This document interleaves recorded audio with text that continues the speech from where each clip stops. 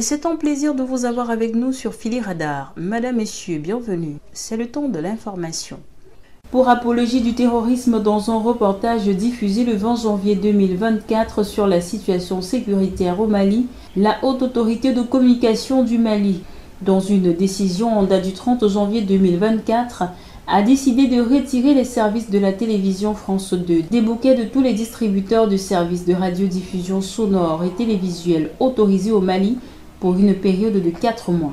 Cette décision fait suite à des manquements graves à l'éthique et à la déontologie de la profession survenus le 20 janvier 2024, notamment le manque d'équilibre de l'information et l'apologie du terrorisme dans le but de démoraliser les militaires et les populations. Peut-on lire dans la note signée par Goussou Koulibaly, président de la Haute Autorité de la Communication. La Haute Autorité de la Communication invite les distributeurs à mettre en œuvre cette décision immédiatement, ajoute le communiqué.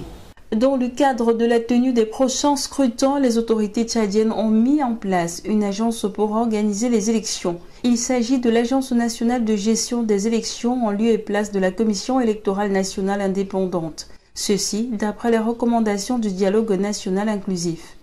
Le projet de loi organique portant attribution et fonctionnement de cette instance électorale a été approuvé le 26 janvier 2024 par les membres du Parlement transitoire. Par un décret signé le 29 janvier, le chef de l'État Mahamat Idriss Déby Itno a promulgué cette loi, actant ainsi la mise en place de cet organe.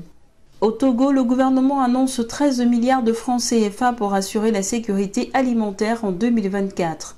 Ce montant prévisionnel correspond à 25% du budget du ministère de l'Agriculture, de l'Élevage et du Développement rural, qui s'établit à 52 milliards de francs CFA et permettra de financer des projets portés par ce département, notamment le plan septennal de sécurité alimentaire du Togo sur la période 2024-2030, validé en juillet 2023. Cette démarche vise à lutter contre la faim, consolider la sécurité alimentaire, améliorer la nutrition et promouvoir une agriculture durable.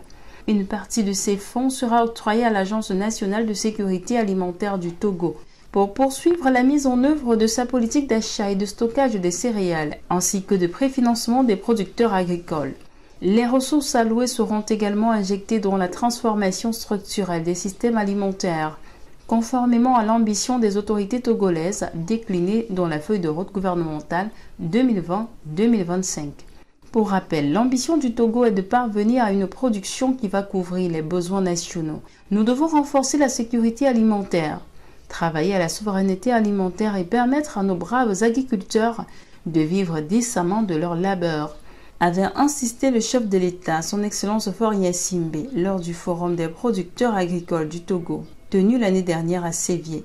Selon le président, la problématique de la sécurité alimentaire ne peut être appréhendée du seul point de vue du volume de la production des denrées alimentaires, mais il convient également de prendre en considération la question de l'accès aux dites ressources alimentaires.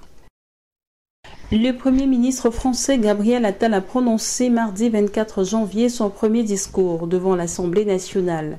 Le travail, l'agriculture et l'écologie ont été l'essentiel de son message.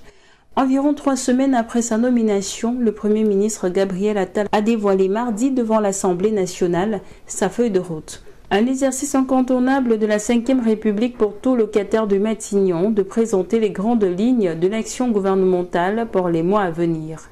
Se pliant à cet exercice, Gabriel Attal a durant 1h30 délivré son message sans discontinuer au lieu des traditionnelles questions au gouvernement. Et ce malgré les chahuts en provenance des bancs de l'opposition.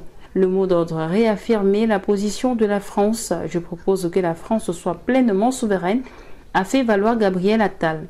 Confronté à sa première crise marquée par la colère des agriculteurs, le chef du gouvernement assure qu'il devait y avoir une exception française.